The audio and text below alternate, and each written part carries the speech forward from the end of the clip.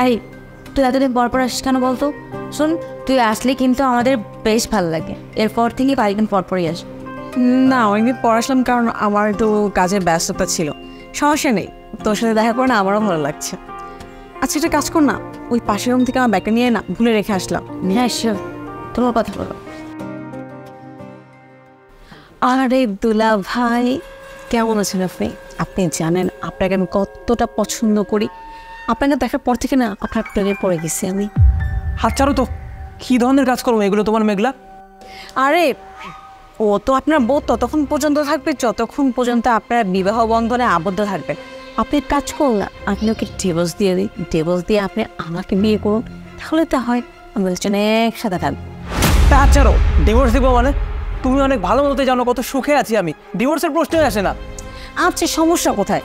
আপনি এক কাজ করুন, আপনি ওকেও রাখুন আমাকেও রাখুন, আমরা তিনজন একসাথে থাকবো। আমি ওর বান্ধবী থেকে সতীন হওয়ার জন্য রাজি আছি।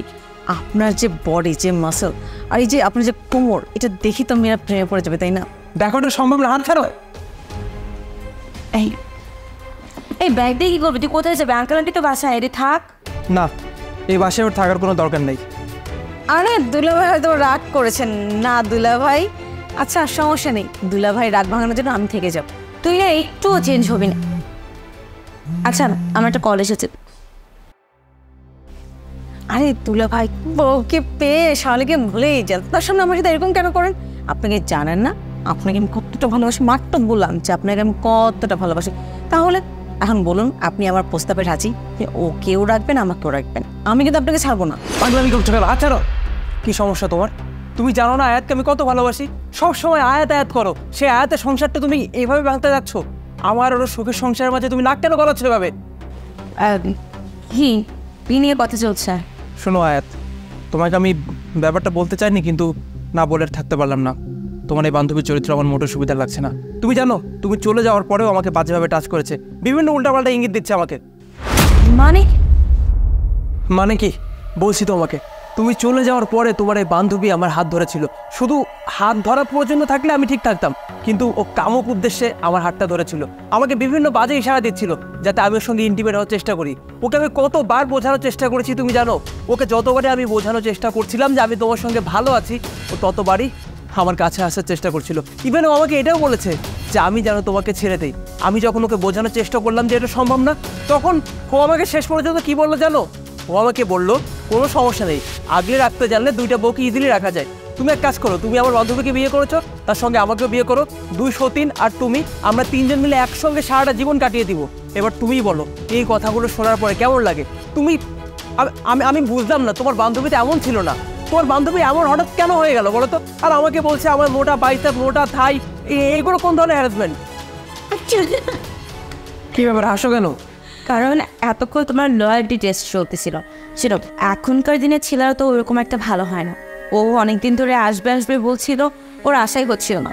পরে ওকে আমি বললাম, আমার জানি কেন আমার হাজব্যান্ডের উপর একটু সন্দেহ হচ্ছে। ও আমাকে আগেই বলেছিল যে ভাইয়া তোকে অনেক ভালোবাসে, কিন্তু আমার ওই যে সন্দেহ বাতিক যেরকম থাকে, এই হিন্দি সিরিয়াল দেখে দেখে আর পাশের বাসার ভাবিদের সাথে আড্ডা দিয়ে দিয়ে আমার মাথাটা পুরো গেছে। আমি তো তোমাকে রীতিমতো অবিশ্বাস করছিলাম। পরে ভাবলাম আমার সুন্দরী বান্ধবী থাকতে আমি এত টেনশন কেন করব। তারপরে ও আসলো, আর ও আসার পরেই আমরা একটা প্ল্যান করে ফেললাম যে কিভাবে তোমাকে সুন্দরভাবে বোকা বানানো যায়। এই টেস্টের মাধ্যমে আর কিছু হোক আর না হোক, একটা জিনিস তো প্রুভ হবে যে তুমি আমাকে কতটুকু ভালোবাসো। আর যদি তুমি আমাকে ভালো না বাসো, তাহলে অবশ্যই তুমি এই ট্র্যাপে পা দিবে। কিন্তু এখন তো দেখছি আমার বান্ধবী ঠিক বলেছিল, তুমি আমাকে বেশি ভালোবাসো। হয়েছে তোমার রয়্যালিটি টেস্ট করানো, এগুলো কেমন টেস্ট আমি বুঝলাম না। এই কাজটা তুমি কেন করলা বলো তো? এতদিন ধরে সংসার করছো আমার সঙ্গে, এইটুকু বিশ্বাস কি আমার উপর তোমার নেই? শেষ পর্যন্ত তোমার বান্ধবীকে আমার পিছনে লেলিয়ে দিলে না? এই ধরনের কাজ করার আগে অন্তত একটাবার ভাবতে পারতে যে এখানে আমার সম্মান জড়িত, আমার ভালোবাসার প্রমাণ এখন আমাকে দিতে হবে যে এখানে এতদিন যাবত আমরা সংসার করছি, আর এখনও তুমি আমাকে বিশ্বাস করতে পারলে না, তাই তো?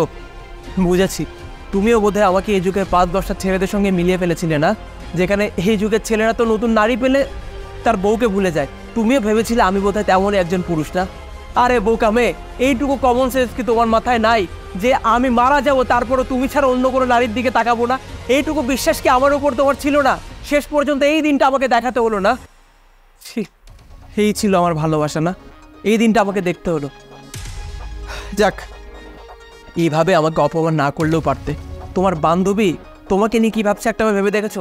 তুমি হয়তো ভাবছো তুমি তোমার বান্ধবীকে কথাগুলো বলতে বলেছো, তোমার বান্ধবী তোমার কথা অনুযায়ী নাটক করছে, কিন্তু একটাবার ভেবে দেখো তো, ও যত অস্বীকার করুক, ওর মনের মধ্যে একটা বারের জন্য হলেও কিন্তু এই প্রশ্নটা আসছে যে আমার বান্ধবী আর আমার দুলাভাইয়ের সংসারটা আসলেই কেমন, যে আমার বান্ধবী আমাকে বলছে আমার দুলাভাইয়ের সঙ্গে প্রেমের নাটক করতে। এখানে তোমার রেপুটেশনটা কোথায় থাকলো, আমার রেপুটেশনটা কোথায় থাকলো? বোকা মেয়ে, আমার টেস্ট নিতে যাই না, আমাদের দুজনেরই সম্মান তুমি ওর কাছে নষ্ট করে দিলে। অনেক হয়েছে, কিন্তু আর না। লয়ালিটি টেস্ট করতে যাচ্ছিলে না, টেস্ট করা হয়ে গেছে, পাস করেছি তো আমি নাকি? এবার আমি বলি, মাফ করো আমাকে, আমি আর পারবো না তোমার সঙ্গে থাকতে, ভাই মাফ করো। আরে দুলাভাই, আপনি যেমনটা ভাবছেন এরকম কিছুই না, আমরা দুজন জাস্ট আপনার সাথে মজা করছিলাম। ভাই চুপ থাকো বেয়াদব মেয়ে। Sajid please, I am really sorry. ওর কোনো দোষ নেই, ওকে তুমি এরকমভাবে বকো না। ও তোমাকে অনেক সম্মান করে, কিন্তু ও আমার জন্যই বাধ্য হয়ে এই কাজটা করেছে। আমি রিয়েলি সরি, আমি আর কখনো এরকম করবো না। সারা জীবন চোখ বন্ধ করে তোমাকে বিশ্বাস করবো। তুমি যদি বলো যে সূর্য পশ্চিম দিকে উঠেছে, আমি সেটাও বিশ্বাস। প্লিজ চুপ থাকো, আর একটা কথাও বলো না তুমি।